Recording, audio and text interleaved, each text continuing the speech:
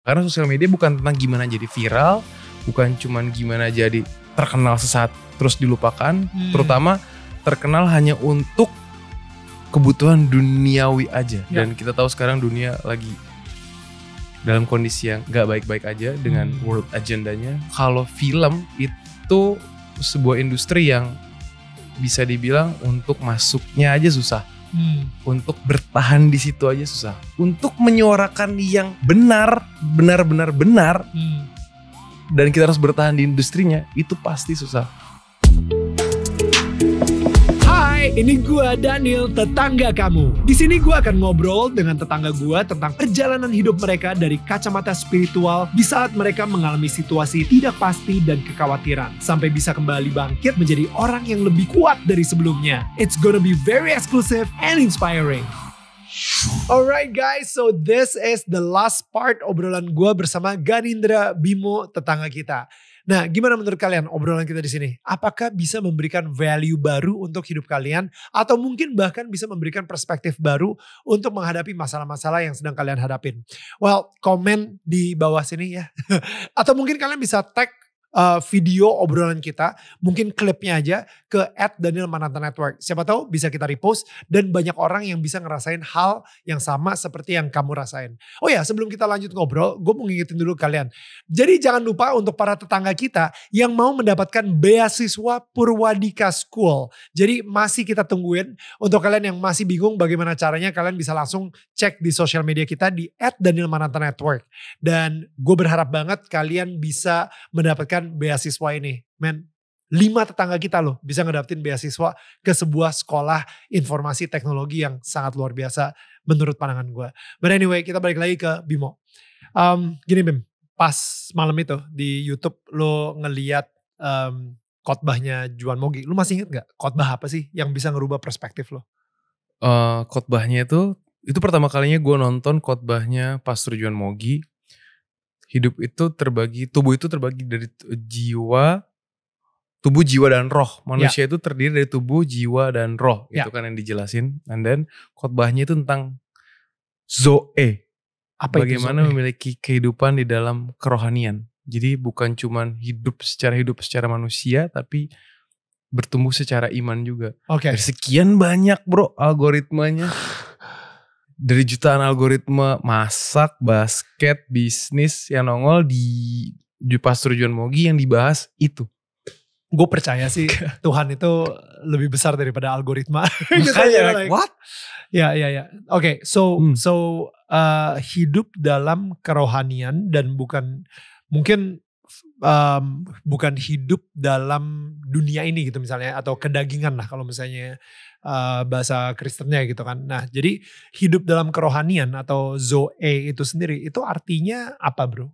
Jadi di khotbahnya waktu itu tuh tapi ini juga correct me if I'm wrong ya. Jadi karena gue bukan pastornya, tapi gue punya interpretasi yang gue dapatkan gitu. Jadi waktu itu khotbahnya tentang perisos, bagaimana hidup berkelimpahan di dalam Tuhan, dan kita menjadi hidup yang baru di dalam Tuhan, yaitu Zoe, hidup dalam kerohanian gitu. Jadi itu gue rasa tepat banget khotbah itu di malam itu, di mana gue baru ngetik, gue bilang I wanna quit my life sama Andrea, dan Tuhan seakan-akan memperbaharui hidup gue. Kita hancurkan bejana yang lama, and then kita build yang baru, yang di dalam aku, yang aku yang jadi pemegang tertinggi otoritasnya, aku yang mengendalikan hidup kamu ya sekarang. Kayak kesannya Tuhan tuh bilang kayak udah ya, lu udah nyobain cara lo, dan sekarang you wanna quit your life. Cobainnya cara gue sekarang. Sekarang cara gue. Itu bro, itu maksud gue, kalaupun itu kebetulan, masa iya sedetail dan segitunya gitu, maksud gue itu yang ngebuat gue kayak wow, Tuhan emang maaf ya, di kursi sofa waktu itu aku ngomong kayak gitu. Oke. Dan lu akhirnya ngerasain si kehidupan berkelimpahan tersebut. Berkelimpahan di sini orang mikirnya langsung kan soal duit ya. Itu dia. Iya, berkelimpahan itu dalam definisinya apa bro? Buat gue ternyata definisi kesuksesan yang selama ini gue coba artikan adalah karena gue dulu di dalam kehidupan by nature nurture gue hidup dalam kekerasan, gue harus kerja keras mati-matian untuk dapetin yang gue inginkan. Ya. Jadi kesuksesan menurut gue waktu dulu adalah kesuksesan secara material. Oke.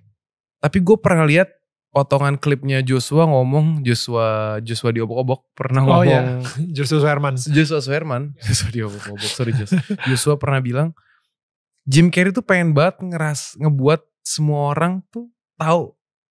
Jim Carrey tuh pengen banget ngebuat semua orang jadi orang yang kaya dan terkenal. Biar mereka semua tahu kalau di atas sana itu gak ada apa-apa. Dan gue juga ngerasain hal yang sama dengan definisi gue yang waktu itu gue ciptakan sendiri, Nil.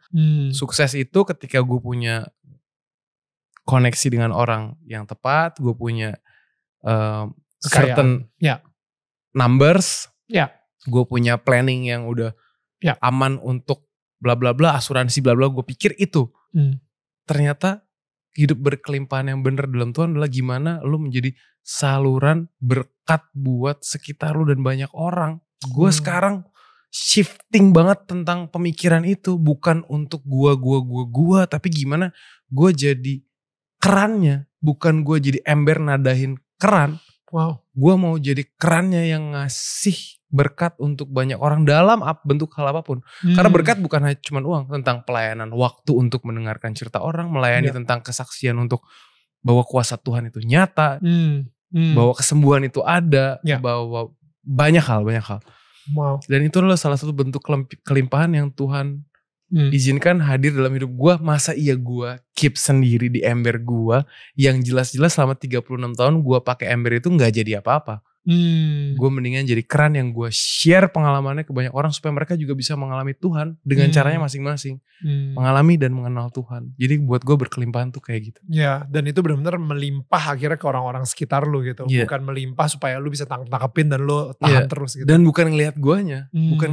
Dulu gue pengen sama Andrea, terutama gue sih, gak usah bawa Andrea, kasihan. Gue pengen kayak, hey, gue pengen terlihat gitu. Kalau sekarang gue justru nggak terlihat juga nggak apa, yang penting kuasa Tuhannya terlihat.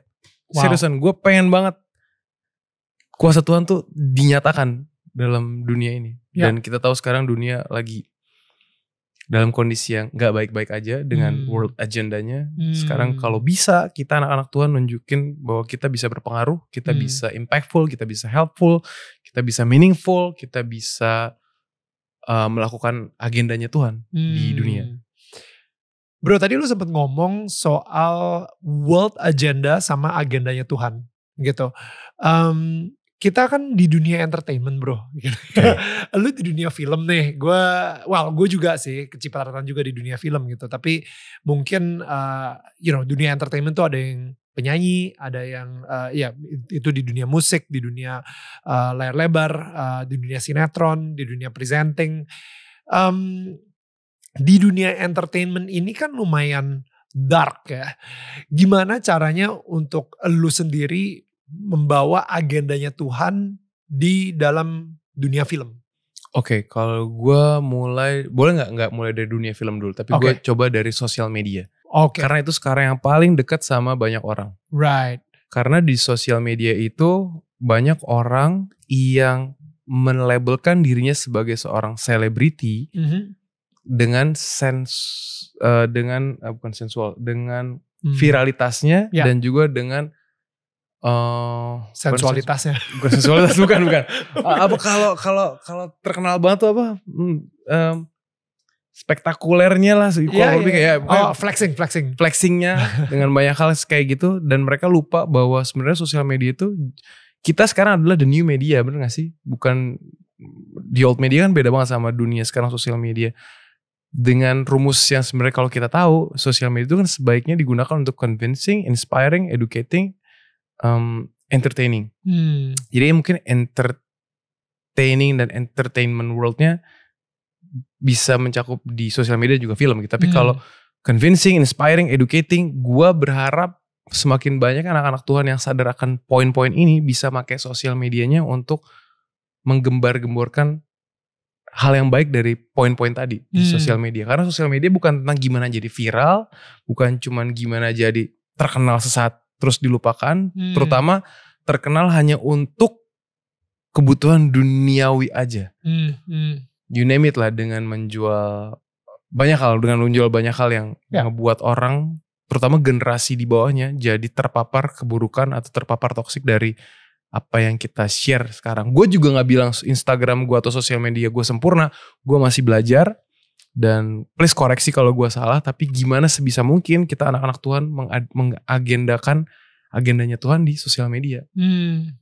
Lewat lagunya kah? Lewat mungkin sama-sama ngasih sharing soal pengalaman hidupnya lah. Hidupnya kah? Banyak hal gitu yang bisa dilakukan di sosial media. Dari situ baru ngomongin ke film yang mediumnya lebih besar lagi. Karena film itu kan powerful banget ya bro.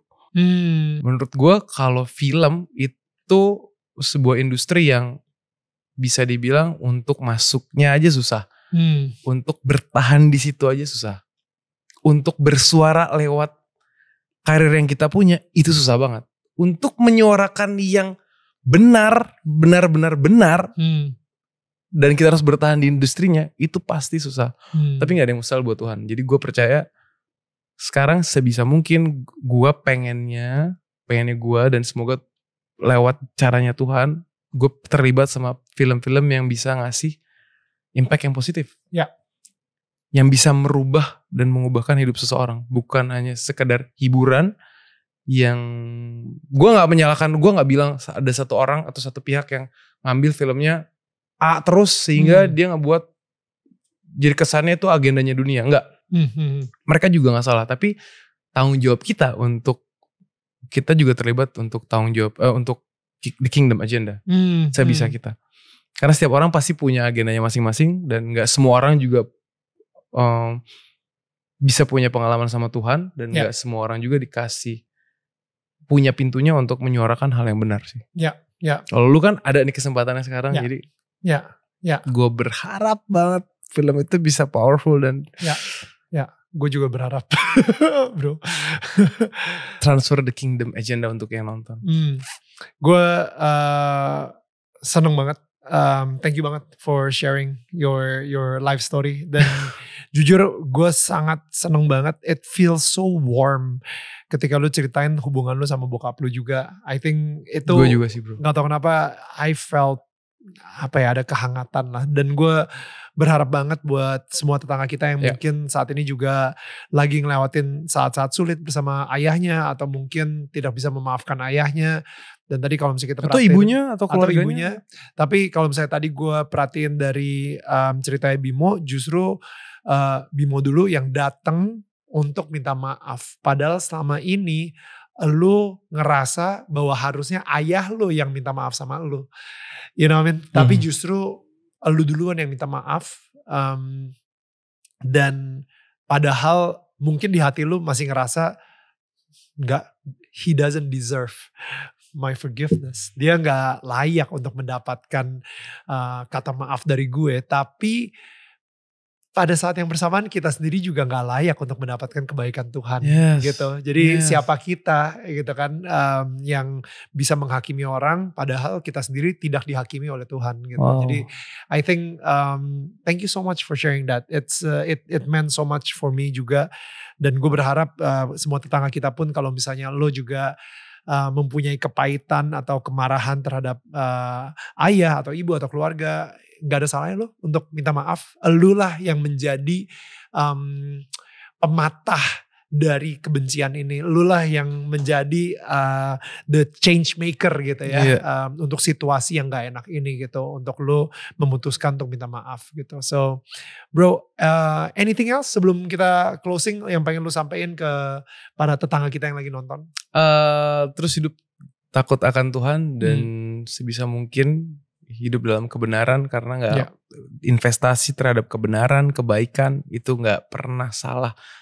Apalagi kalau kita takut akan Tuhan tuh gak pernah sia-sia. That's so good. Well guys, gue pengen bilang thank you banget kepada semua tetangga kita yang udah nonton. Tetangga saling menyangga bukan menyangga, dan kita akan ketemu lagi minggu depan. Bye guys. Bye.